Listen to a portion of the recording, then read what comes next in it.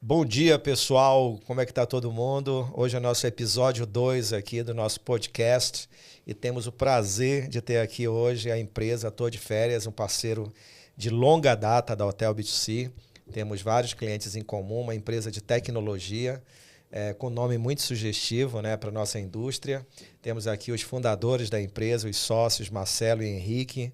Então, vamos dar o prazer dessas próximas 2 horas aqui, falar um pouco sobre tecnologia, sobre mercado, sobre inovação, sobre os impactos dessa tecnologia no dia a dia, na profissionalização da hotelaria e como isso pode ajudar na gestão do dia a dia de cada um de vocês, né? Isso vale para o pequeno, médio ou grande hoteleiro.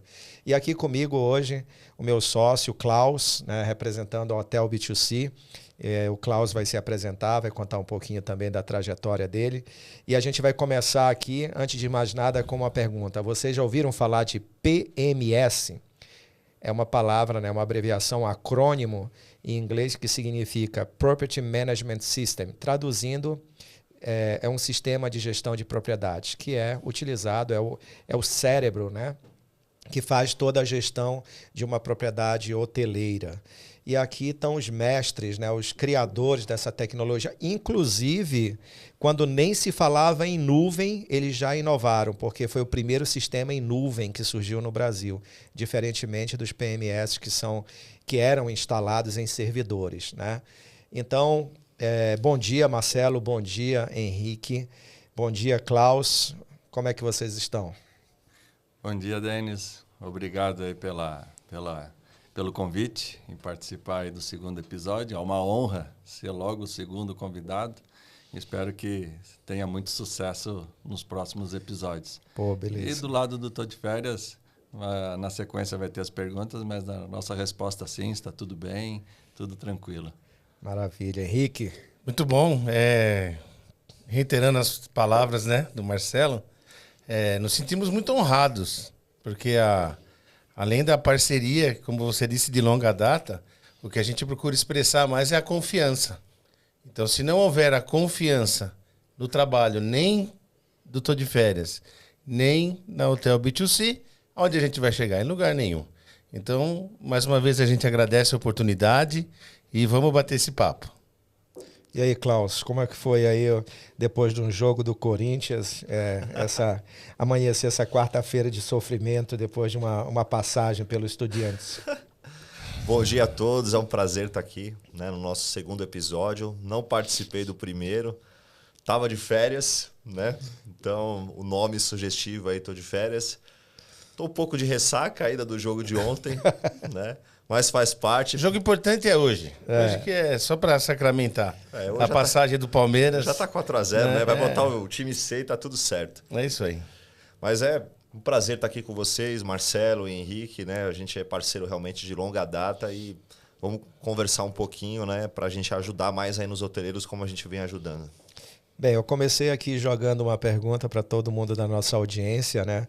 Vocês já ouviram falar de um PMS? Normalmente, quando a Hotel B2C ela começa a fazer um trabalho para algum hotel, é fundamental a gente entender as tecnologias que o hotel utiliza, né? É primordial, é a espinha dorsal. É você ter um PMS, é você ter um gerenciador de canais e você ter um motor de reservas. Por quê? Porque nós somos uma empresa de inteligência de negócios e a nossa inteligência ela é baseada não em fatos, mas em dados. Então é uma empresa que a gente fala data-driven, né? Ela é dirigida por dados. E aí aonde nós conseguimos dados? Dentro dos sistemas. Então os sistemas lá vão contar toda a história daquele negócio, a trajetória daquele negócio, os anos que se passaram, como foi cada sazonalidade, como foi cada ano, a diária média, a taxa de ocupação, o faturamento, a distribuição de vendas por diferentes canais, está ali, as informações estão ali. Mas para falar de tecnologia, né, de um PMS com propriedade, com a palavra aqui os criadores, o TI, né, o CTO da empresa e do lado o CCO da empresa, o comercial. Então eu acho que é legal vocês contarem um pouquinho a trajetória, como foi toda essa trajetória do Tô de Férias até hoje, os desafios e a evolução na história de vocês, aí até para as pessoas entenderem um pouquinho o que é o Tô de Férias, né? Exato. Então, Denis, o PMS, ele de fato é onde concentra todas as informações, né? Ele está ali com todos os seus dados gravados, e esses dados, quando não explorados, eles são dados mortos. Então, isso é muito ruim quando a gente se depara com um hotel que usa um PMS, mas que não consegue fazer nenhum recurso dessa informação. Na verdade, todo sistema, se ele não tiver inputs, ele não serve para nada, né? Você precisa cadastrar os dados, utilizar os dados e realmente usar aquilo como uma bíblia do seu dia a dia, né? Um GPS do seu dia a dia, onde vai direcionar o seu negócio, né? Exato, mas não só o input, porque assim, mais de 50% dos hotéis usam PMS e fazem o input. Só que o que fazer com a informação que está gravada lá dentro? Sim. Então, ainda são poucos os hotéis que fazem uso dessa informação que pode gerar novos negócios. Tá. E quando você tinha no passado os sistemas instalados, que muitos hotéis ainda fazem uso de sistemas instalados, a dificuldade de usar essa massa de dados é maior.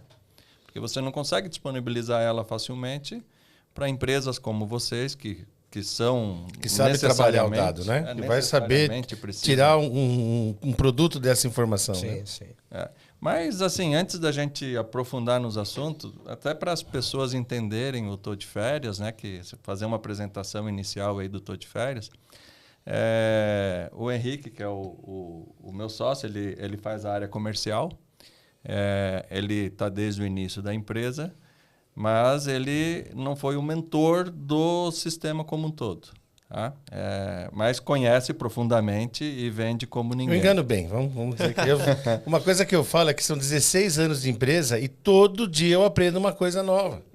Não adianta, às vezes a pessoa liga, pede um suporte, ou comigo ou com o Marcelo, e não é uma coisa instantânea, porque o sistema, como o Marcelo bem vai colocar, ele tem uma certa maturidade. Sim. Então tem pontos que todo dia muda, uma evolução, então... 16 anos é adolescência ainda. Não é? Nós estamos agora vivendo, estamos chegando à nossa idade adulta. Está na fase adulta. da rebeldia.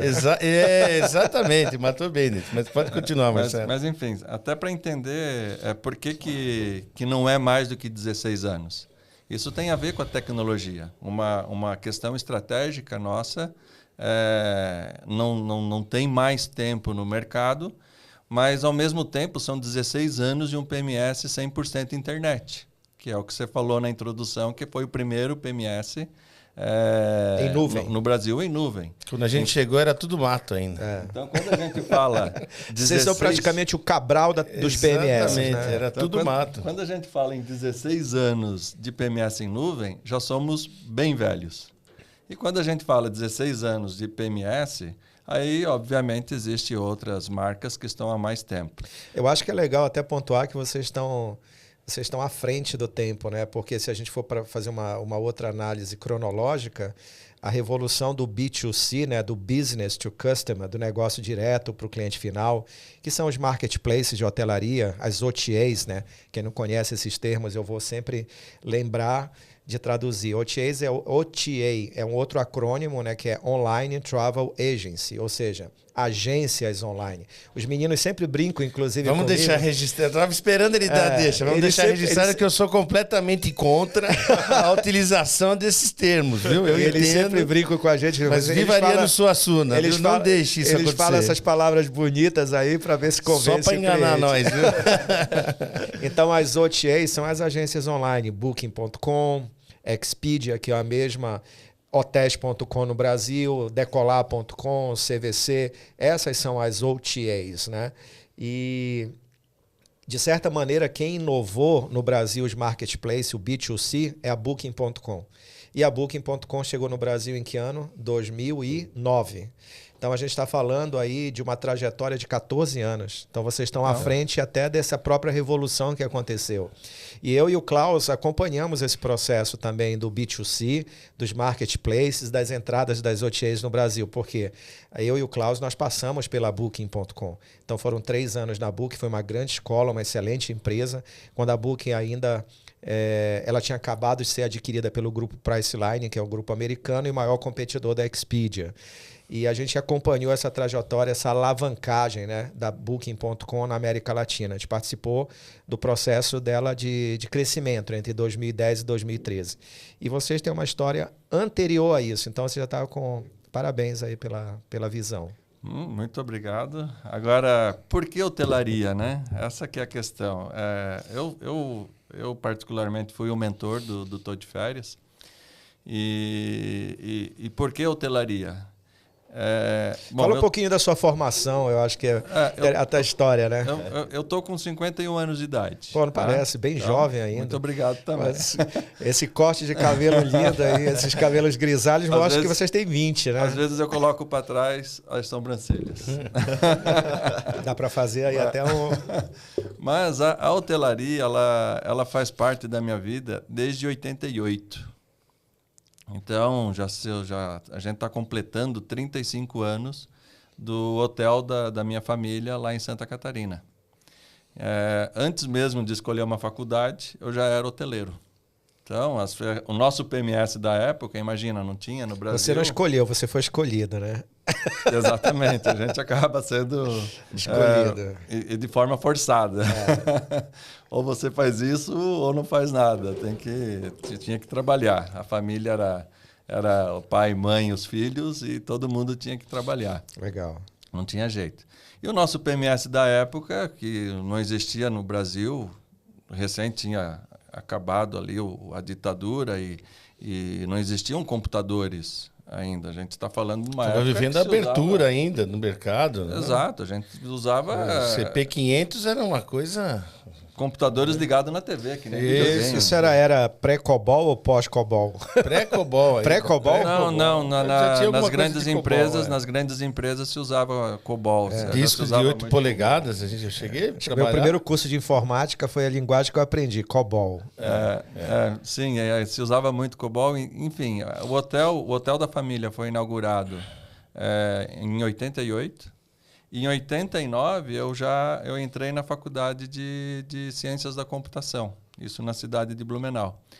Num tempo que ainda não existia microcomputadores. A gente se programava assim em COBOL, fez cursos, aí começaram os primeiros computadores pessoais, os PCs, chegando no Brasil. E no ano que eu tive a formatura, que foi em 93, foi o ano do lançamento do Windows no Brasil, ou seja, era... Os primeiros PMS dessa época, quando começaram a surgir, eram feitos no ambiente DOS, né? E quem que usava a tecnologia naquele tempo? Naquele tempo se usava a tecnologia as grandes empresas. E por que o Henrique falou da fita? Porque existia também birôs de processamento. Por quê? Os grandes bancos, os bancos por si só já são grandes, né? Ainda mais naquela época. Mas eles tinham nas agências digitação, uma máquina para gravar fita, aí pegava essa fita, transportava para um birô que processava as informações e devolvia em listagens de papel para o pessoal fazer a operação durante o dia. Enfim, tudo isso era um sistema. E eu entrei na faculdade justamente pensando na família. A gente precisa gerenciar o hotel. Só que logo de início, assim, que teve a formatura, que tinha lá a intenção de desenvolver, já foi identificado uma questão crítica que era o ambiente onde o sistema ia rodar. Porque todo hotel que tem um sistema instalado, ele tem que ter lá um servidor, uma rede, alguma coisa. Uma infraestrutura, né? Uma infraestrutura que acaba sendo, se não for bem cuidada, vai dar pau. E é cara. E o pessoal acha que o pau é no sistema. E a maioria das vezes é na própria infraestrutura. Bom, não deu para fazer. Estrategicamente não era... Eu entendia que não era viável. E durante a faculdade já estava trabalhando também em empresas lá em Blumenau, desenvolvendo em COBOL, em mainframe, grandes computadores. E eu vim para São Paulo para fazer a carreira em grandes empresas e trabalhando na área de desenvolvimento sempre. A família continuando lá com o hotel em Santa Catarina, sempre que eu podia, estava lá participando, e essa coisa nunca saiu da cabeça, né? Pois bem, quando chegou no ano de 2004, a gente começou a desenvolver para grandes empresas sistemas na internet. Só que era uma coisa absurda de cara. Nessa época, já existiam outras empresas que tinham tecnologias voltadas para a hotelaria, você recorda? Sim, a hotelaria, assim... Já de sistemas, porque era tudo muito novo, né? Sim, por Acho exemplo. que mais as grandes redes, né? Não. Começou os sistemas instalados e a necessidade de usar um sistema, porque era em 88, quando a gente começou, a gente tinha papelada. Entendi. Só que é complexo você ficar só com papel. É. Então, já no ano de 94, 95, mais ou menos, quando eu saí da faculdade, eu não entrei na área de sistemas próprio, de desenvolver um próprio sistema. Fui fazer a carreira porque eu achava estrategicamente ruim você montar o sistema e sair instalando. Não é uma opinião particular, mas, obviamente, outros fizeram sistemas. Inclusive, eu participei da indicação do primeiro sistema usado no nosso hotel. Porque o hotel não poderia estar tudo na mão até 2007, que é quando a gente lançou o nosso PMS Online. Né? Então, ele fazia uso de um sistema e existiam vários, que daí, obviamente, instalado. Né? Eu acho que isso também é importante até pontuar, né? Porque, como você mencionou, era importante até 2007, até o lançamento do Tô de Férias, a empresa já ter uma cultura de usar um sistema. Porque isso também é fundamental, né? Quando as empresas não têm a cultura, é muito mais desafiador você implantar uma tecnologia. A gente percebe isso muito em hotéis que a gente entra, quando eles não têm o básico, né? O tripé básico que você precisa ter de tecnologia que a gente mencionou aqui. Mas pode continuar. Exatamente. Agora, quando chegou em 2004, que eu comecei a participar do desenvolvimento de sistemas na internet para grandes empresas multinacionais, empresas grandes nacionais também, foi aonde despertou a atenção. Opa, agora dá para fazer um sistema robusto, um sistema que para as grandes empresas é muito caro, mas se eu desenvolver um sistema e eu administrar o nosso servidor e disponibilizar isso para os clientes através de um endereço de internet, eu consigo diluir para todo mundo. E eu não quero vender o sistema para uma grande rede só para essa rede me bancar. Sim. Porque senão eu ia deixar de ser escravo para uma empresa multinacional onde eu trabalhava para virar escravo de uma rede hoteleira. Sim. Então é mais fácil eu pegar esse custo que não é baixo, um custo de... E aí, se você me permite, né, até te interromper, Marcelo, você vê como uma coisa é cíclica. A gente começou falando então dos tempos remotos, onde você tinha o computador, o terminal local, que mandava informação para uma central, para o birô processar. Sim. Aí veio os PCs, que a gente montava a rede local e processava local. Em rede. Em rede. E agora estamos voltando, né, nessa configuração. Você não processa mais aqui no local, como ele disse. Então vai vir internet para um servidor que vai processar lá. Sim. Então a gente não é que deu um passo para trás, mas foi um passo para frente inspirado no passado, né? Legal. E justamente por isso, quando você tem no PC, você tem uma série de dor de cabeças, que se você manda para um birô, o birô cuida daquilo como o ouro dele, aquilo não pode falhar de jeito nenhum, e ele processa e devolve a informação. Então, o que a gente tem com a internet hoje nada mais é do que substituir o antigo transporte de fitas para alguém que vai processar no lugar só. Disquetes, né? Exatamente. As caixinhas de disquetes. Os disquetes vieram depois das fitas. Nossa, depois das fitas, Depois das fitas. Enfim, aí lá em... Quanta história em 2 décadas. Não, mas você imagina, pessoal ainda te interrompendo, Marcelo, você imagina o que era vender isso em 2007. Você bater na porta de um hotel, o cara nunca te viu, você vai falar, olha, eu tenho um produto que eu vou te ajudar, você vai confiar todas as suas informações comigo, vai ficar tudo no meu servidor lá na internet. Como que você ia convencer uma pessoa? O Klaus, isso que ele está comentando... Não lembra? Então, tomamos vassourada, fomos expulsos de hotel. Isso aí, depois eu conto essas histórias. Mas esse comentário seu me recorda nos nossos desafios na Booking.com. Lembra aí? Conta aí como era no começo. A gente chegava nos hotéis, né? Primeiramente, falava assim, não, eu só pago 10% de comissão. Já começava desse jeito. É porque o mercado estava nivelado por aí, né? Então, 10% de comissão. Quem são vocês? Ah, vocês são compra coletiva. Porque era a época do peixe urbano. Sim. Então, compra coletiva, eu não quero saber. Não queria nem falar com a gente. Né? Então, assim, a gente teve realmente muita dificuldade no começo. Chegava em destinos. Eu lembro que eu fui para a Ilha do Mel. Primeiro destino que eu fui viajar pela Booking. Você imagina, não tinha nenhum... Não tinha Expedia, não tinha Hotels.com, não tinha Decolar, não tinha nada. Como é que você vai convencer a pessoa? Não, e eu chegava de barco lá. Aí tinha que chegar sem o computador ainda. Chegava na pousada, não tinha nem computador. E aí, na nossa época, tinha que ter fax. Era obrigatório ter fax. Imagina. Como é que você vai falar? O cara não tem nem computador fax. Era a única forma, ainda não tinha uma tecnologia de transmissão de dados com segurança. Então, o fax era a única forma de chegar os dados do cartão de crédito, por exemplo, e a identidade do cliente para poder validar aquela compra. Então, assim... e aí Eram outros tempos, né? Era muito difícil. Muito. E aí a gente falava assim, tem um fax eletrônico aqui, né? Fax virtual, que era o Choip. Lembra do Choip? O Choip era uma opção de fax eletrônico e grátis. Então você podia criar uma conta, você especificava o país, o DDD, ele criava um número aleatório para você e funcionava da seguinte forma: a pessoa passava um fax, caía isso em algum servidor que digitalizava o dado e chegava esse dado através de e-mail. Então olha que parafernália. Era né? o fax eletrônico. Mas sim, mas... enfim, aí, continuando a história, em 2006, quando a gente resolveu, então, disponibilizar um sistema na internet, a gente precisava de um nome. As pessoas vão ter que acessar de alguma forma isso. Aí que veio o nome Tô de Férias. Qual era a intenção? A intenção era, já que a gente vai gravar as informações dos hotéis no nosso banco de dados, no nosso sistema, por que não já fazer publicidade deles?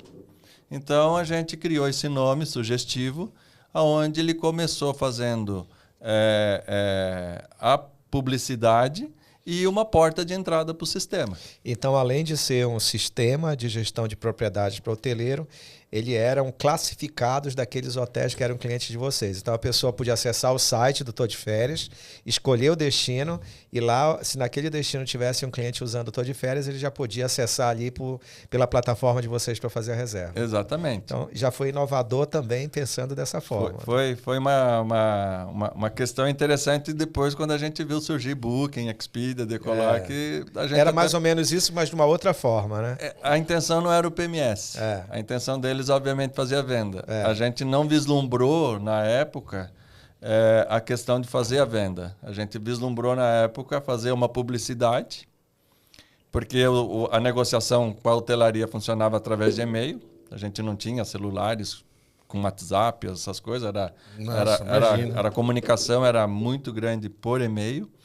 E tinha que fazer publicidade. Então, em cada cidade que você visitava, você tinha forte os portais de cada cidade.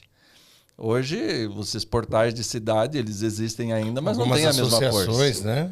Teve praças que tinham as associações. Muitas associações. A gente associações. conseguia divulgar uma tacada para um grupo grande de pessoas. Mas não é como hoje, que você pega aqui o aparelho e fala instantaneamente com 1.000 pessoas. Eram eventos, tinha que agendar, programar, às vezes fazer um jantar para poder juntar, mas aí contava com essa turma, né? Com as associações ou com os portais, né? Eram os caminhos, né? Enfim, aí o sistema começou, a aceitação na época, por sermos pioneiros, ela foi muito boa, o mercado aceitou bem. É claro que a gente teve dificuldades já colocadas por vocês mesmos de achar a gente maluco. Falou, não, vocês estão viajando, a internet aqui nem funciona, isso aí não vai dar certo. Mas, enfim, aí são sempre ouvindo o cliente e sempre melhorando o sistema. O fato dele estar na nuvem tem essa facilidade de você melhorar o sistema e já disponibilizar para todo mundo, sem a necessidade de atualizações locais. Então, são novos recursos a todo dia, até hoje. O sistema não para de crescer. Tomamos bronca esses dias atrás, porque tem novidade no sistema e o cliente não está sabendo. Tomamos um puxão de orelha. Eu acho que, assim, para os nossos ouvintes aí, para os nossos seguidores, é uma bela história, como todo empreendedorismo e na área de tecnologia e inovação. Então, vocês têm um mérito bacana, parabéns. Eu acho que isso ajuda muito a profissionalizar a nossa indústria, né? Eu sempre digo que a indústria de hotelaria e de turismo no Brasil ainda é também um adolescente, está num processo de maturidade num país de dimensões continentais cheio de oportunidades.